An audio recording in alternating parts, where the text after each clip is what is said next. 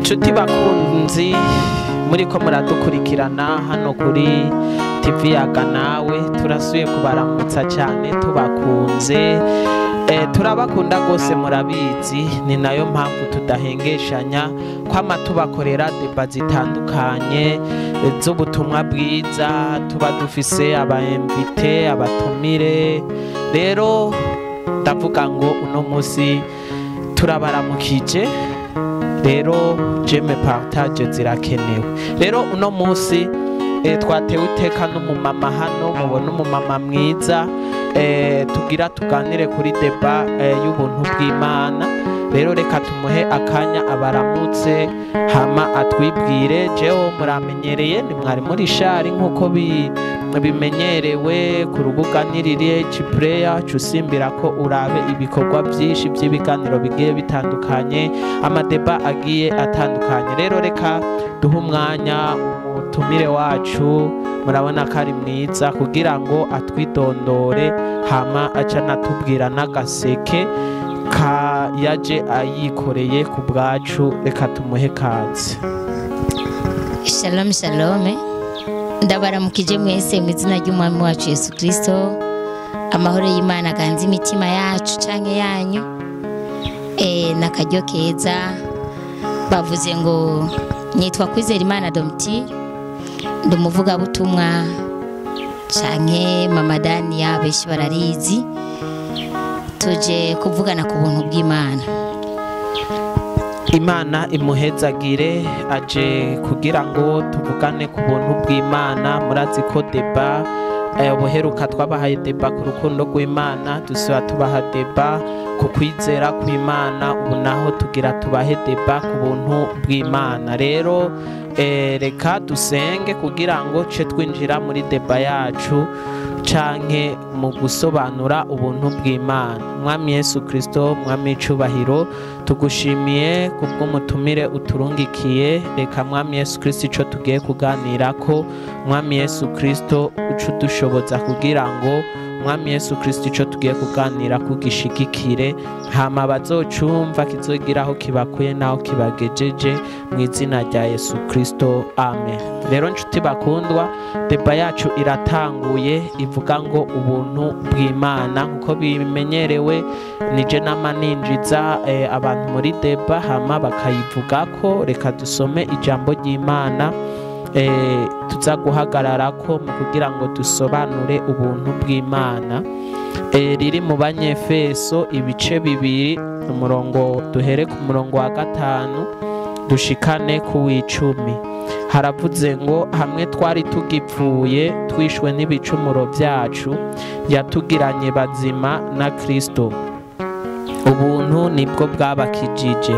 6 yatuzuranye nawe, itwicarikana nawe ahantu ho mwijuru, turi muri Kristo Yesu, kugira ngo mu bihe bizoza ize yerekane itunga rihebuje ry'ubuntu bwayo mu kutugirira neza muri Kristo Yesu. 8 ubuntu nibwo bwabakijije kubwo kwizera, nabyo nyene ntibyavuye kuri mwebwe, ni ngabire y'Imana. 9 ntibyavuye ku bikorwa kugira ngo hoye kugira uwirarira. 10 kuko turi biremwa byayo, twaremewe muri Kristo Yesu ngo dukore ibikorwa byiza ibyo Imana yateguye kera ngo tubigenderemo. Rero nshuti bakundwa, naka kanya ka deba yacu iratanguye.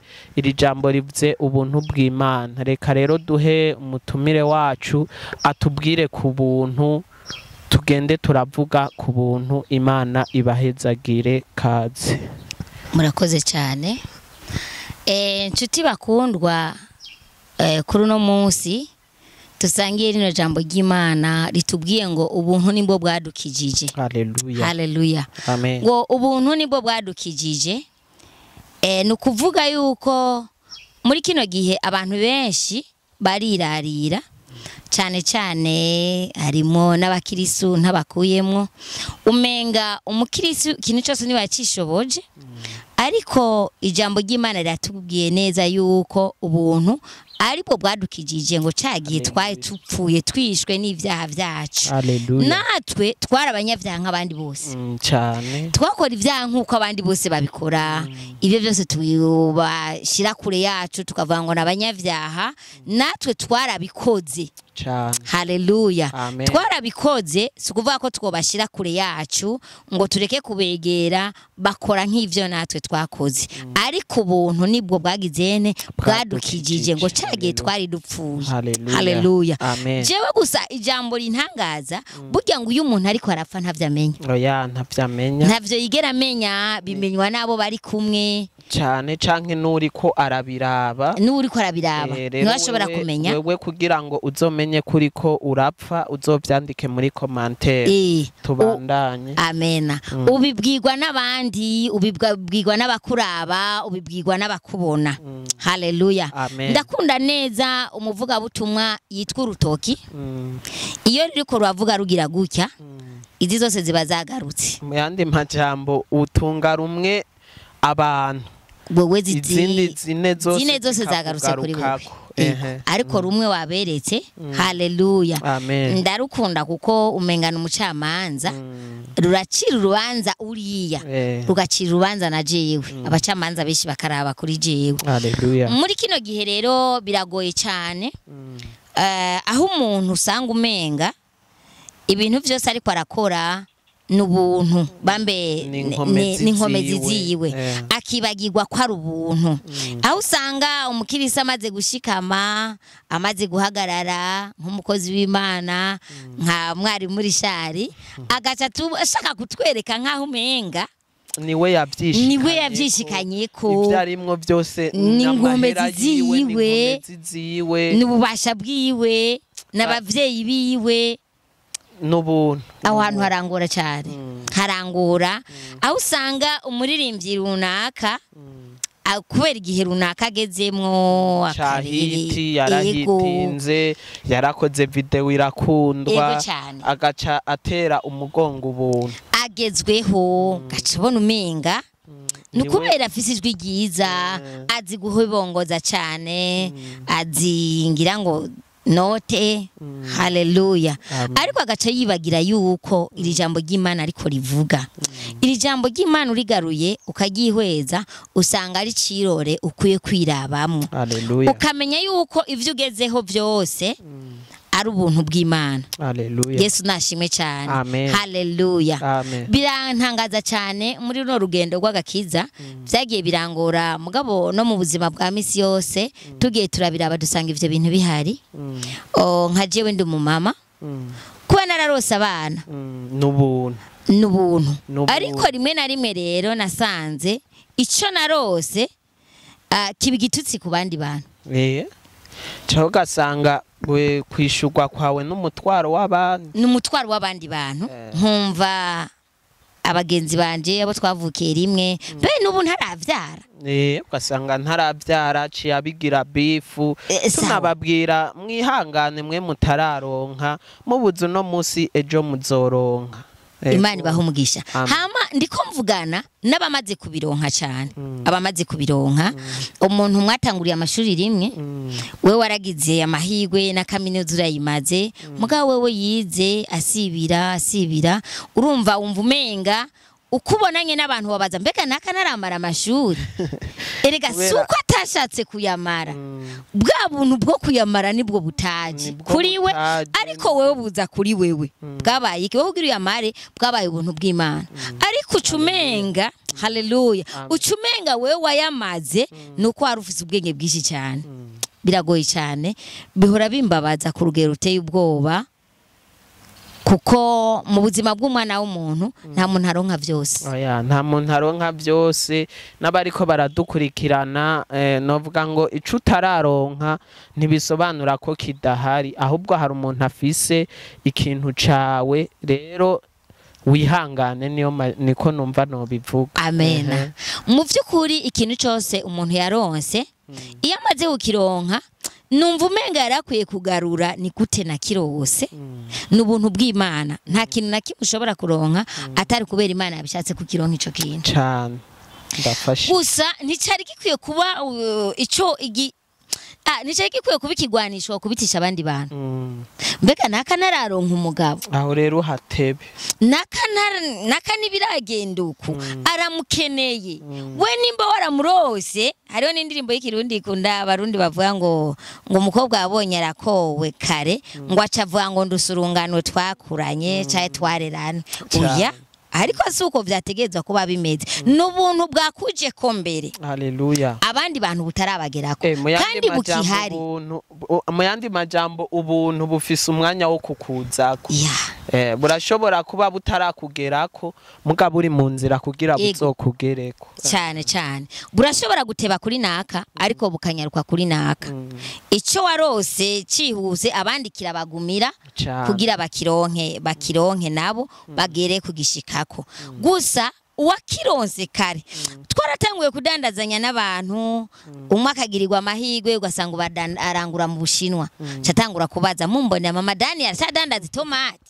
Rumva kubera ko we ubuntu bwo kurangura Dubai bwamushitseko, ucumenga jewe na makosa nakoze ni tunda ry'Imana wariye.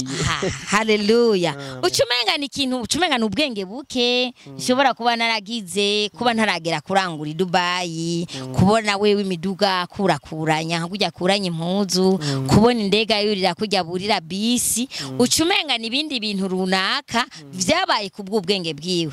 Haleluya. Ico gusa je maze gutahura, nibaza yuko uravye abantu benshi imbere mu bataratera imbere canke bari mu nzira yo gutera imbere, burya umuntu ataronka akoresha inguvu nyinshi cyane.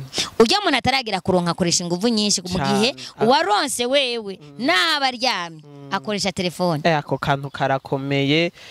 Urondera akoresha inguvu nyinshi, ariko novuga ngo uwiryamiye ugacanke uwamaze kuronka ugacumengo birikora. Rero sobanurira abantu ako kantu kugira ngo tujane n'umwanya, usobanurire ako kantu abantu ukuntu umuntu ashobora kwiryamira ugasanga aratunze, ugasanga hariho n'uwundi akora adakora, novuga ngo adakora mugabo ugasanga ibintu biramuzako. None novuga ngo mwico gihe mugabo biterwa n'ubuntu. N'ubundi turi kwijambo ry'ubuntu. Turiko tuvuga ku ijambo ry'ubuntu.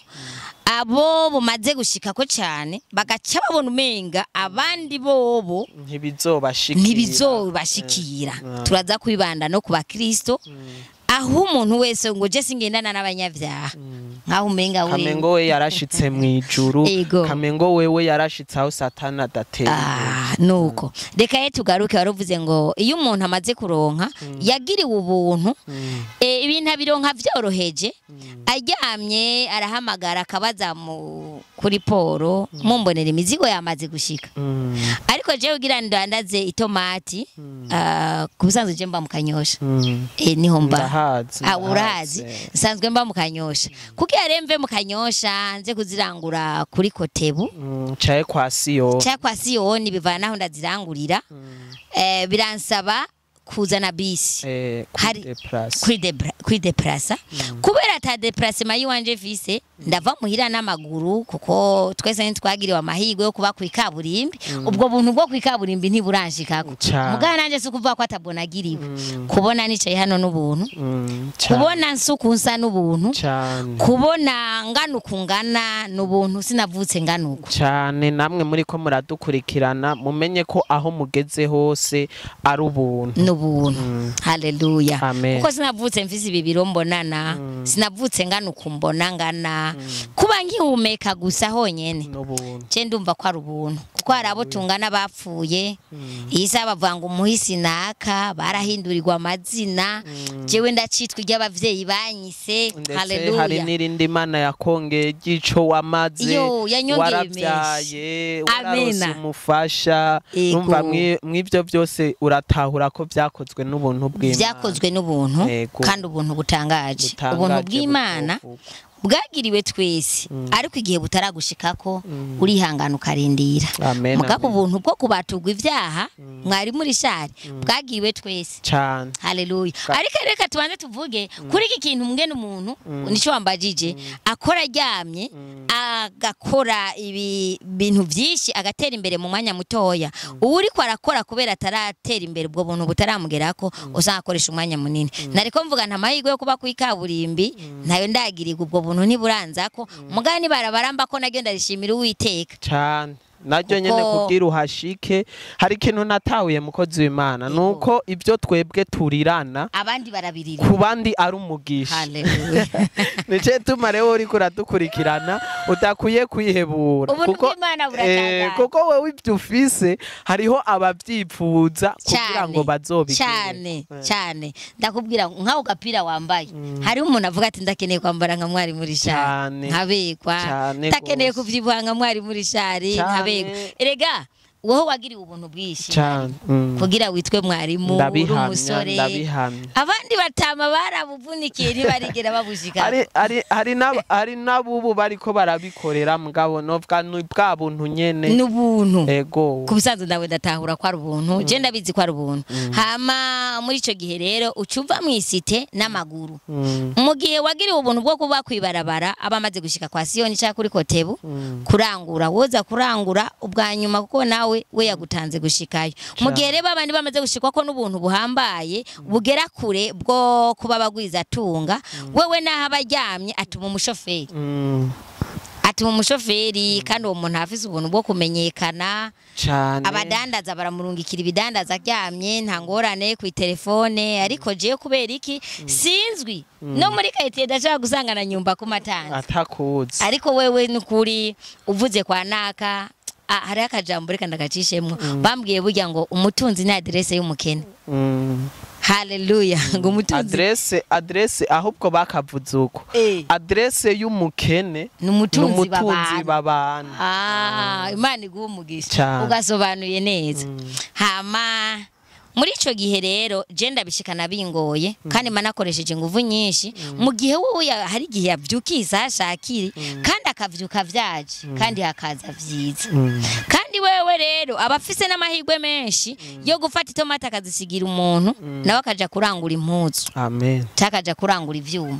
Byumvise je ndiko ndakora cyane kandi ndiko ninjiza make, ariko wari ko arakora kubwa hamaze kugera kubera ubuntu bwishi Imana yamugiriye, ariko yinjiza menshi kandi ariko akoresha umwanya wiwe muto atanavunitse cyane. Ubundi ho ico twotahura dutahure ko Imana twese yaratugiriye ubuntu gusa novuga ngo ubuntu bugukorera bivanye no kubutahura. Kumbure wewe uri kuradukurikirana utaragirirwa ubuntu bukuze nuko ngira utarabitahura bukuze. Rero Imana iduhezagire. Umukozi w'Imana ariko aratwigisha ku buntu. Sinzi ko hari verse nka zibiri kugira ngo tucunguze umwanya umwete. Verse nka zibiri zofasha abakunzi bacu bayaga nawe kugira ngo bikunde dutahure ubwo buntu bw'Imana. Kubatabizi badufashe mu kanya turiko tuvuga ku buntu bw'Imana. Imana ibaha umugisha. Reka umukozi w'Imana duhe verse imwe canke zibiri kugira ngo dutahukirwe ubwo buntu, canke wewe udukurikiye ubunyene umenye ubuntu icarico. Amena. Amen. Unkundire mukozi w'Imana mbanze mvuge kandi kuri buno buntu verse ndazibaha kuko nanje ubwo buntu nanje narabugiriwe. Amen. twako turavuga ubuntu muhugira umuntu aronka uruvyaro muhugira umuntu yiga amashuri muhugira umuntu aronka itunga twako turahanura abizigira yuko bishobora kuba ari inkomezi zabo twariko turabibutsa yuko ari ubuntu ariko hariho ubundi buntu twagiriwe aribwo twasomye muri Bibiliya umwami Yesu yatugiriye haleluya nabwo nyene ntibwavuye ku bwacu ku nkomezi zacu ntibwavuye ku bukerebutsi bwacu twaragiriwe ubuntu ngo igihe twari dupfuye twishwe n'ivyaha haleluya kubusanzwe twari dupfuye twizigira ko turi bazima twari dupfuye twizigira ko duhagaze ariko umwami Yesu aratwitegereza kumwe nakubwira ati umuntu yapfuye ntashobora kumenya ko ariko arapfa ariko umwami Yesu aratwihweza aratwitegereza araturaba aravuga ati abana banje bapfuye rubi kandi bishwe n'ivyaha araza aratubatura muri ivyo vyaha aratuzura tugira abazima haleluya none nanje nariko ndabwira bene data bashobora kuba bari mu vyaha runaka bashobora kuba bari mu kwiva yanga runaka umwami Yesu yabaravye ababona nk'abariko barapfa kandi ubwo buntu bwaratanzwe ico nagenda kubwire ntibwatanzwe kuri twebwe kuri je nawe gusa bwatanzwe isabagire nahacu ho kugira tubwakire ikintu natahuye nuko ubuntu twagiriwe tutabwakiriye twese bantu b'Imana muri ko muradukurikira uguruka wakire buno buntu bw'Imana kuko ubuntu bwaratanzwe nta muntu numwe atari wo kugirirwa ubuntu amen haleluya hari umuririmbyi yavuze ngo birababaje gutaha utoze kandi wagiye kwiriba birababaje gutaha utamesuye kandi washitse kwiriba birababaje mwari muri shari kubona umuntu nyakubahwa Prezida yatanze ikigongo c'ikivungo ku bantu bari mu mpimba ku bantu mvuze mu mpimba nibohero girikuru y'Ibujumbura y'Ibujumbura igitega ririho mugani gitwa mpimba oya mpimbangirane kubera kajya kuzi gaci ruhande yayo abantu benshi tumenya ko gitwa mpimba mugabo urumva mvuze rya mpimba umengani Bujumbura gusa arekuye abari mu mabohero makuru akavuga ati nukuri abo bantu nibasohoke birababaje kumva umuntu yoca agumayo kandi hari ubuntu bwatanzwe akaguma yidegemvya kandi ubuntu bwasutswe akaguma boshwe kandi hari ubuntu bwatanzwe n'umuntu ari hejuru kugira asohoke ariko ugaca usanga wa muntu agumya aboshwe birababaza cyane ndabwira nti mbarira ingene umuntu yoba ari mu bitaro bakamubwira yarabuze amahera yo gutaha akavuga ati akaza umugira neza akamubwira ati je nakurihiye ibitaro agacyumva ashaka kuguma mu bitaro agaca akabiyobegwa ko haleluya ikibazo bantu muri ko muradukurikirana murumva ko ari ikibazo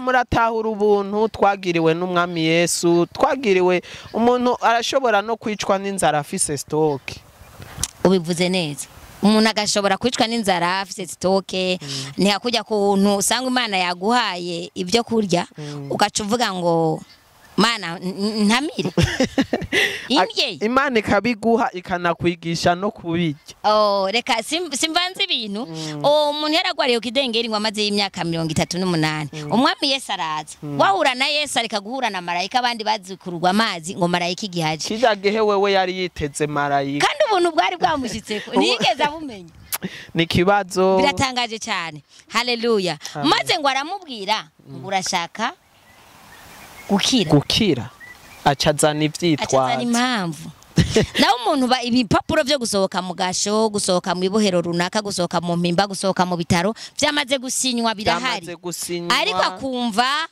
bidakunda totera intambwe Petero na Yohana kw'irembo ry'urushengero rwitwa Ryiza baduze ngo gusenga hari abantu hari ikimuga cagiriwe ubuntu Petero agira ishavu abona ico kimuga ntikiriko kiratahukirwa ubuntu yaciye agifata ukuboko arakibatura amena ari abantu bagomba ko tubabatura abantu b'Imana icatuzanya aha ni kugira ngo tugutahuze ubwo buntu ko bwasutswe bwarasutswe rero twaje hano kugira tubugurura amaso mumenye ubwo buntu mwagiriwe ku muntu wari we wese haleluya umwe wese yumve ko ubwo buntu bwamushitseko ushobora kwidegembya mu mwami wacu Yesu wavuze ngo dutange yindi verse ishobora gufasha abantu reka dusome muri Tito 2 kabiri umurongo wa 11 tubandanye kumva ubwo buntu umwami Yesu yaduhaye ingene bumeze. Haleluya. Amen. Reka ndahasome Tito kabiri umurongo wa 11 ijambo ry'umutwe ritubwiye ngo uko ubuntu bw'Imana butuzanira agakiza. 11 hatubwiye ngo kuko ubuntu bw'Imana bwaserutse buzanira abantu bose agakiza. Mu yandi majambo ntibwacaguye. Sawa. None ni gute abantu bose badafise agakiza kandi ubwo buntu bw'agakiza bwaratanzwe? Nico kibazo. Haleluya. Nguko ubuntu bw'Imana bwazaniye abantu bose agakiza. Abarebare abagufi abavyibushe n'abatavyibushe ababizi n'abatabizi abatabitahura n'ababitahura bose ngo bwatuzaniye iki agakiza. Rero je ndashima Imana by'agakiza narakarose cyane. Ahubwo ikindi naco mukozi w'Imana ntaguciriyemwo ni ca kindi wari kuravuga ngo umukuru w'igihugu ashobora gutanga ikigongwe c'ikivunga hakaba hari ababimenya bagasohoka n'abandi batarabimenya bakagumayo. Rero bisobanuye ngo umuntu twese agakiza karabonetse gusa ngira novuga ngo bajya batarafatana n'agakiza ngira nuko batarabimenya nibaze ko deba yacu iza guhera twese ngira babitahuye binjira mu gakiza. Erega kubisana nico catuzanye twatuje kubakangura kugira bumve neza ubwo buntu ko babuhawe. Haleluya. Ubwo burenganzira bwo kuronka agakiza kwitwa abana b'Imana barabihawe.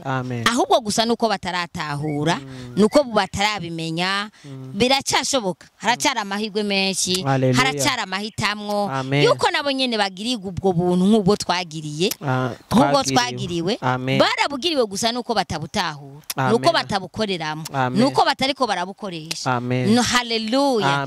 Kwicoma Imana yo mwijuru ikabakora ku maso bagatahura ubwo buntu. Amen. Haleluya. Amen. Amen. Ngo ubwo buntu bwasutswe kuri twese kandi butuzanira agakiza. Amen. Haleluya. Ndakunda Imana yatugiriye neza. Imana nanje yangiriye neza. Kono gasura ubona mfise ni kubera ubuntu. Amen. Amen. Akagahuzu burya nambaye ni kubera ubuntu. Hari abantu batagafise kandi no kuri kubera amakosa yabo baragashaka nabo barakabuze. Nanje hari gihe nashaka kagusa kandi si bibi ushaka nakandi kuko ubuntu bwarasutswe ndagashaka yo ubuntu busutswe twambara ico tugomvye. Sawa.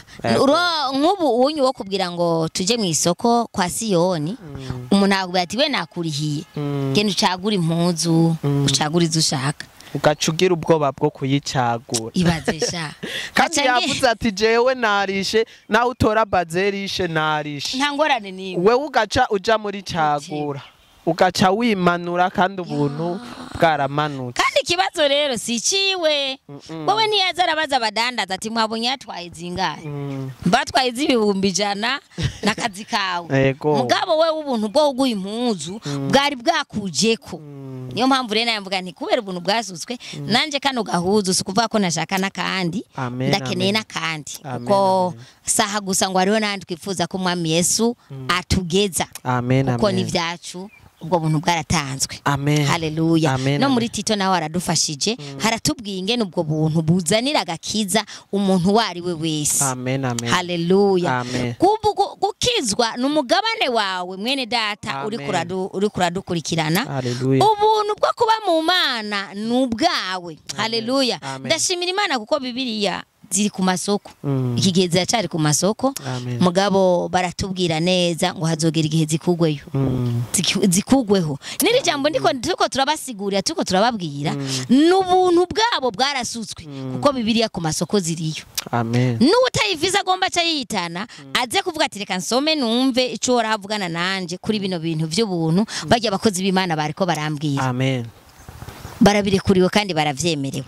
Haleluya. Turavye no mu vyakozwe n'intumwa ibice 6 ku murongo w'8 naho havuga gute? Reka tuhasome mu izina rya Yesu. Ibyakozwe n'intumwa ibice 6 umurongo w'8 haravuze ngo Stefano yari yuzuye ubuntu bw'Imana n'ubushobozi yakora yakora mu bantu ibitangaza n'ibimenyetso bikomeye. Amen. Amena. Ngo Stefano yari yuzuye ubuntu bw'Imana. Haleluya. N'ubushobozi. Ico muri kwadukurikirana akuzura ubuntu bw'Imana n'ubushobozi. Amen, amen. Kubera Stefano yari yuzuye ubuntu bw'Imana akuzura n'ubushobozi. Haleluya. Yakora ibimenyetso n'ibitangaza. Yarakoze ibimenyetso n'ibitangaza bikomeye kugeza naho umuntu ashobora no gufata ariko aravyumva. Stefano ngo bamwicishije amabuye barayamutera ngo haguma yunamura amaso araba mu ijuru. Amen, amen. Haleluya. Kandi ngo arabye mu ijuru yaciye abona ijuru ry'ugurutse kubw'ubuntu bw'Imana. Kubw'ubuntu bw'Imana. Haleluya. Ndakunda ubwo buntu. Amen. Ndashima Imana nanje yangiriye ubuntu yangize mu bahiswemwo kugirirwa ubwo buntu. Imana yo mu ijuru yubahwe. Amen. Kandi ihabwe icyubahiro. Amen. Nshuti mukundwa ndaguhamagara nawe ngo utahure ubwo buntu. Twaye tuje hano kugira tubugushikirize kugira tubukubwire kugira tubukwereke tukangura umutima wawe utahure ko wagiriwe ubuntu. Haleluya. Utahure ko umuryango wamaze kugururwa wibohero ubuntu ari bwo bugusazi hasigaye gusohoka. Haleluya. Kubwo ko wagiriwe ubuntu bw'Imana ari bwo bukuzuye ushobora gukoreshwa imirimo n'ibitangaza. Amen, amen. Bikagenda neza nkuko Stefano yabikoreshejwe.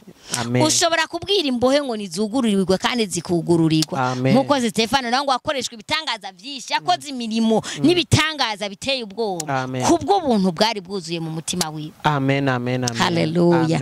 Ndabifurije kugendana ubuntu bw'Imana. Amen. Tekera ubuntu ntutekera amafaranga gusa n'amafaranga si mabi ariko mugabo utekera ubuntu bw'Imana aba ari bwo bukuzura.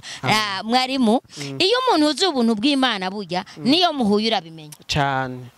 Niyo ariko aravuga uramenya ko uwo muntu yuzuye ubuntu bw'Imana cyane. Niyo ariko arakora ibintu uratahura ko uwo muntu yuzuye ubuntu bw'Imana cyane. Haleluya. Urabihamya urabitahura. Icyoma n'abariko barankurikira nabo bakabitahura nabo bakabimenya. Amen. Bakamenya ubwo buntu bw'Imana bukorera muri twebwe ingene buba bumeze. Amen, amen. Haleluya. Amen. Haleluya. Rero nshuti bakundwa Imana ibahezagire. Nukuri uyu mumama murabona ko ari umumama yuzuye ubuntu aradusobanuriye ku buntu tuganiriye ku buntu turanezerewe ukaba umukeneye n'undi munsi andika muri commentaire. N'umumama yuzuye ubwiza n'umumama yuzuye ijambo ry'Imana murumvise ko adusobanuriye ubuntu reka tumushimire. Murakoze. Agire akajambo abwiye abakunzi bayaga nawe TV nico abasaba kumbura ari jema zibasabe hanyuma uko kazoba umushaka undi munsi ko agusobanurira ku bindi tuzomutumire. Mama usaba iki abakunzi bacu bariko baraturaba?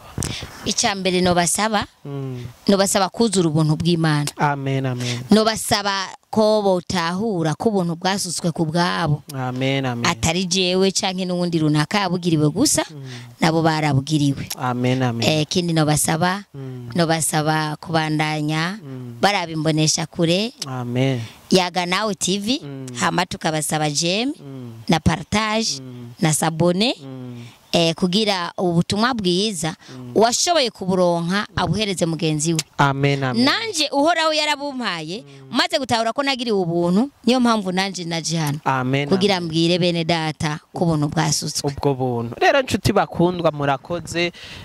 Ndavuga ngo deba yacu irangiriye hano. Twari kuri deba ivuga ngo ubuntu. Rero reka dusenge kugira ngo iyi deba canke ibituvugerageje kuvuga ku buntu bizogere kure kandi bizofashe ahantu kabukeneye. Uyu muvyeyi andika muri commentaire ko mukeneye, andika muri commentaire ko wafashijwe, natwe tuzobimenya canke tuzovyumva. Urashobora no kuja ku rubuga rwa Mwarimu Richard ugakurikirana ibikorwa vyiwe ububona kuri microphone ukandika ko Rich Player ukaraba ibikorwa vyiwe. Rero reka dusenge kugira ngo Imana izoshishikare ihezagira wewe wariko uradukurikirana. Mwami Yesu Kristo, mwami icubahiro, turagushimiye kubw'ijambo waturungikiye uno munsi rivuga ku buntu bw'Imana. Rero reka ubu buntu bw'Imana aho buzogera hose buzoca butahurwa mu izina rya Yesu Kristo. Amen. Rero turabasezeye. Imana ibaha umugisha naho ubutaha. Shalom, shalom, shalom. Hamwe nayaga na TV. Ubwenge ni wo mutima, ubwenge ni wo mutima.